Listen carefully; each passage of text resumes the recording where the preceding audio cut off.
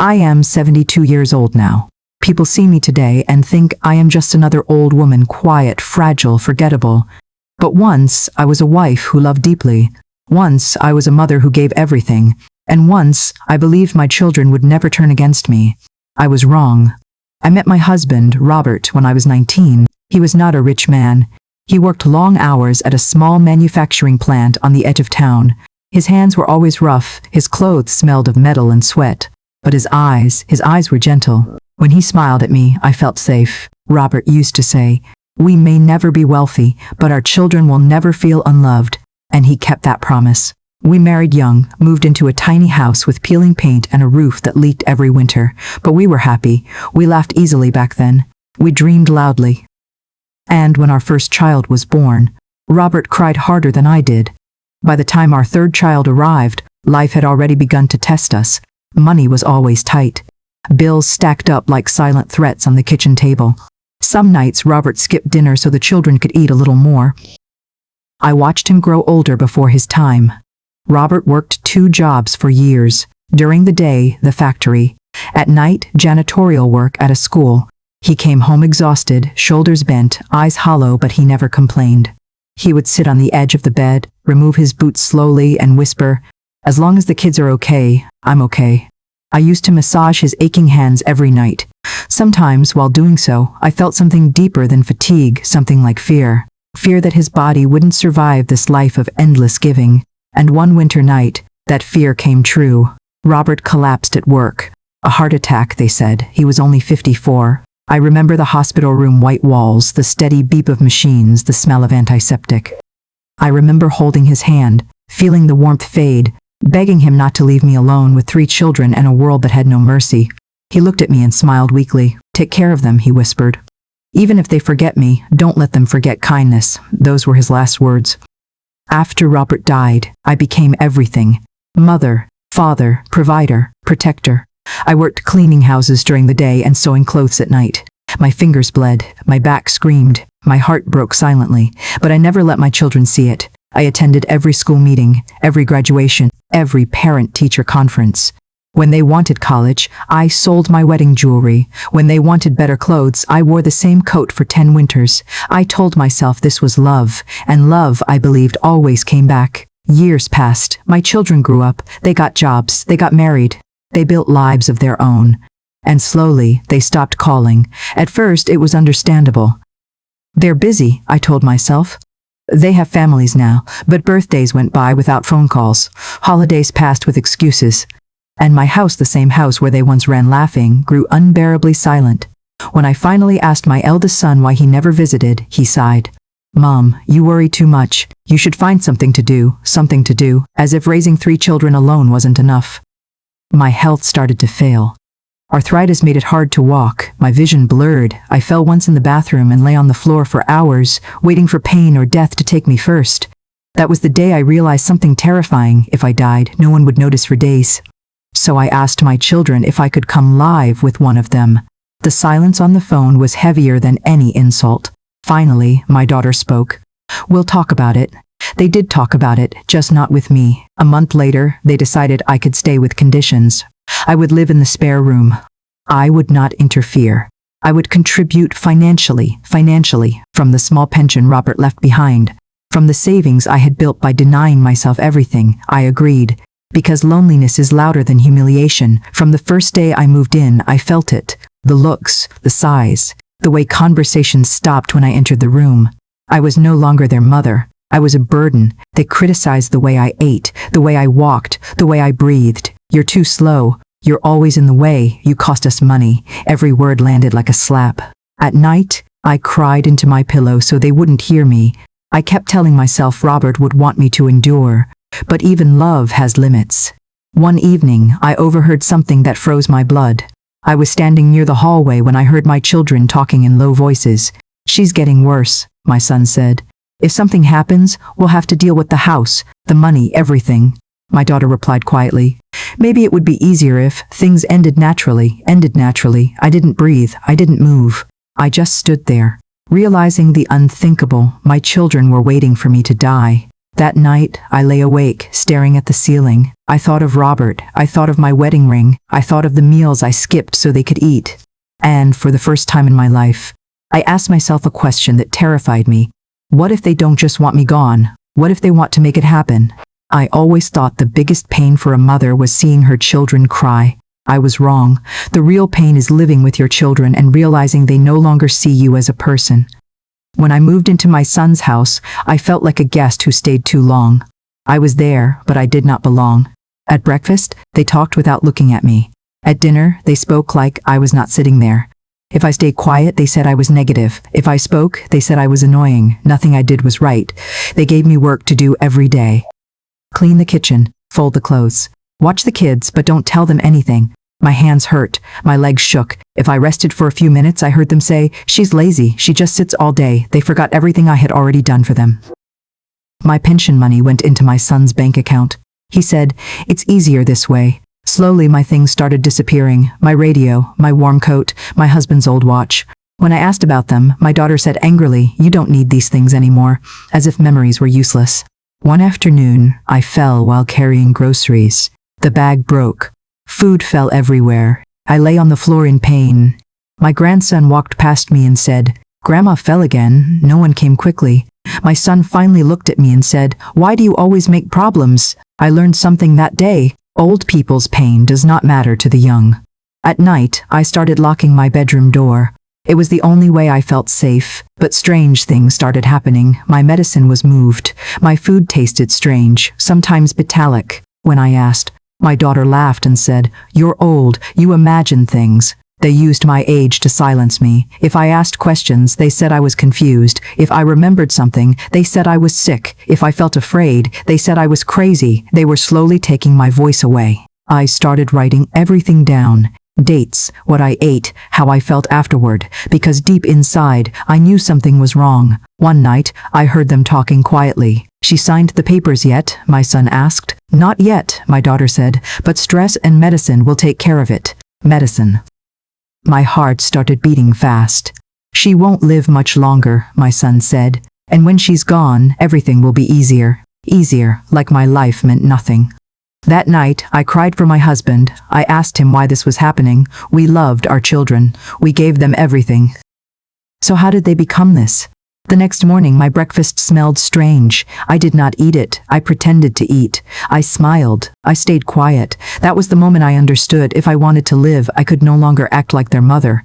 I had to protect myself. I started hiding small amounts of money. I hid papers. I hid fear inside silence. They noticed.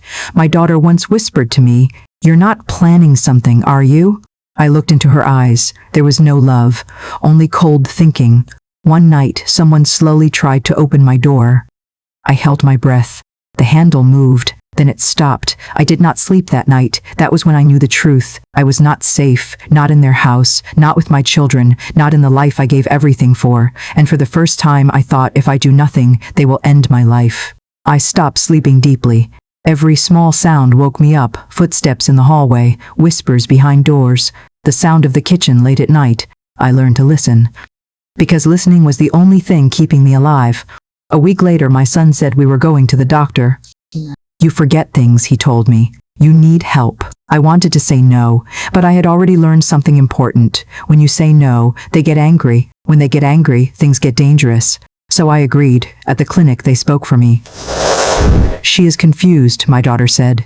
"She forgets names. She imagines things." The doctor looked at me, not with care, but with doubt. He asked questions. I answered slowly and clearly, but my children interrupted.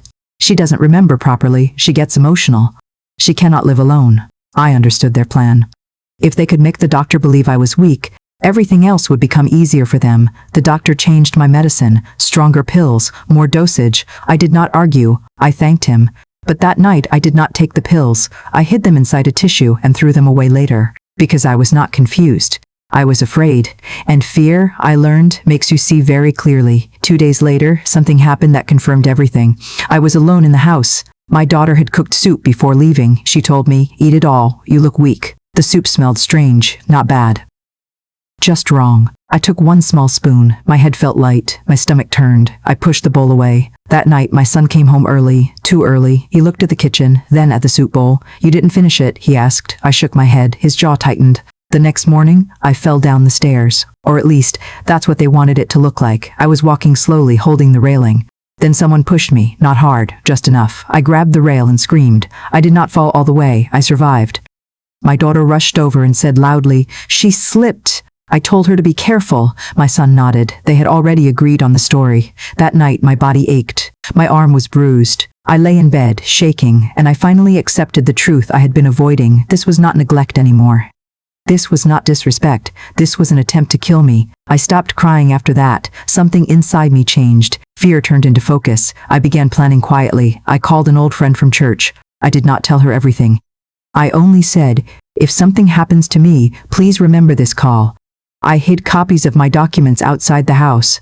I started keeping my phone charged at all times. They noticed the change. My daughter watched me closely. My son asked questions. "You seem different. You don't talk much. You're not writing things down anymore." I smiled. I acted tired. I acted weak, because that is what they expected. One night, I heard them talking again. "We can't wait forever," my son said. "She's stronger than she looks," my daughter replied. "It has to look natural, natural." That word made my blood cold. I lay in bed that night, staring into the dark. I thought of my husband. I thought of the promise we made to protect our children. And I realized something painful. I had protected them all my life. Now, I had to protect myself. Because if I didn't, they would try again. And next time, they would be more careful. After that night, I stopped hoping things would get better. Hope can make you careless, and carelessness in my house could get me killed. I began living quietly. I moved slowly. I spoke softly. I smiled when they watched me. I became the weak old woman they expected to see. But inside, I was awake. I started waking up before everyone else. Early morning was the safest time. I searched my papers carefully, my house deed, my bank documents, my husband's records. Some things were missing. Some pages were replaced. Someone had been planning longer than I knew. I found a small voice recorder in an old drawer. I didn't know if it would work, but I turned it on every night and left it hidden in my room. I didn't need a confession. I only needed proof that I was afraid for a reason. A few days later, my daughter came into my room. She sat on the bed, too close. "You look tired," she said softly. "You should rest more." Her voice was sweet. Her eyes were not. She handed me a glass of water. I took it, but I did not drink it. I pretended. She watched my throat. She waited for me to swallow. I smiled and said, "Thank you, dear." She left the room. I poured the water into the plant by the window. The plant died 2 days later. That night, I packed a small bag, nothing noticeable, just essentials, documents, some cash, my husband's photograph. I hid the bag behind old blankets in the closet. I told myself, if tonight is the night, I will run. The next morning, my son said we were going for a drive. "Fresh air will help you," he said. My chest tightened. Fresh air, that phrase sounded harmless, but I remembered what he said before. Things have to look natural. I said yes, because saying no was never safe. We drove far, too far, past the familiar streets, past places I knew. My daughter sat in the back seat. She kept checking her phone. No music, no talking, just silence. My son stopped the car near a quiet road, trees everywhere, no houses, no people. "Wait here," he said. "I'll be right back." He left the engine running. My daughter looked at me and said quietly, "You should step out for a moment. It's nice here." That was when I knew. This was it. I opened the door slowly. I placed my feet on the ground, and then I screamed, not softly, not politely. I screamed with everything I had left. I fell to the ground and yelled, "Help! They're trying to kill me!" My daughter froze. My son ran back, panicking. A car stopped, then another. People got out. Everything happened fast. My children tried to explain. "She's confused. She fell. She doesn't know what she's saying," but this time, I didn't stay quiet. I showed them my bruises. I showed them my papers. I showed them the recorder. And for the first time, someone listened. That day, I did not go back to their house. I went somewhere safe, somewhere quiet, somewhere I could lock the door without fear. That night, lying alone in a clean bed, I cried, not because I was sad, but because I was alive, and I knew one thing for certain: they had tried to end my life, and they would never get the chance again. I stayed in a small, quiet place that night. A room with plain walls, a bed that did not feel like a prison, a door I could lock without fear. For the first time in months I slept, not deeply, but safely. The next morning people came to talk to me. They spoke gently, they asked questions. This time, no one spoke over me, no one corrected me, no one called me confused. I told them everything, slowly, clearly, about the medicine, about the food, about the stairs, about the drive into the empty road. My hands shook, but my voice did not. Because when you almost lose your life, the fear of speaking disappears. My children were questioned separately. They told different stories, too many different stories. One said I fell, one said I pushed myself, one said I imagined everything, but the truth does not like confusion. It stays steady. When they played the recording, the room went silent, no shouting, no drama, just their voices, cold, careful, planning. I did not smile, I did not cry, I just closed my eyes. Because hearing your own children talk about your death does something to a mother's heart that can never be undone. That day, I made a decision. I did not want revenge. I did not want punishment. I wanted distance. I told them, I will not live with you again. I will not depend on you again, and I will not stay quiet again. They looked shocked, as if they never believed I had a voice. I signed new papers. My money was separated. My documents were protected. My choices were written clearly. No more control, no more silence, no more fear. Before I left, my daughter tried to speak to me. Her voice was soft, almost kind. Mom, we didn't mean it like that. I looked at her for a long moment. Then I said, when someone plans your death, the meaning no longer matters. I walked away. I moved into a small place of my own, nothing fancy, but it was mine. I cooked my own food. I locked my own door. I chose my own silence. People from church visited sometimes. They listened. They believed me. That was enough. At night, I still think about my husband. I tell him I tried. I tell him I loved them the best way I knew how. And I tell him this truth: love does not mean allowing yourself to be destroyed. I am still a mother. That will never change. But I am also a woman, and my life still belongs to me. I am not telling my story to be pitied. I am telling it because silence almost killed me. For a long time, I blamed myself. I asked what I did wrong. I wondered if I loved too much, if I gave too much. But age brings one gift: clarity, and now I know the truth. A parent's love should never be used as a weapon against them. I raised my children to be strong. I never taught them to be cruel. Yet cruelty grew when love was taken for granted, slowly, quietly, without shame. If you are young and listening to me now, hear this. Your parents will not always be strong. Their voices will one day shake. Their hands will one day fail. That does not make them weak. It makes them human. One day the roles will change. The hands that once fed you may need help holding a cup of water.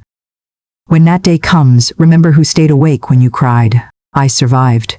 Not because I was fearless, but because I chose to live. I chose to speak. I chose to protect myself. I chose not to disappear quietly. To the parents listening, do not ignore fear because it wears the face of family. Do not confuse love with sacrifice that destroys you. You matter too. To my children, I forgive you, not because you deserve it, but because I refuse to carry hate into the years I have left. Forgiveness is not forgetting. It is choosing peace over pain. I still wake up every morning. I make my tea slowly. I open my window. I breathe. And every breath reminds me of this truth. My life did not end when they tried to take it. It began the day I refused to stay silent. If my story reaches even one person who feels invisible, afraid, or trapped, then my voice was worth finding.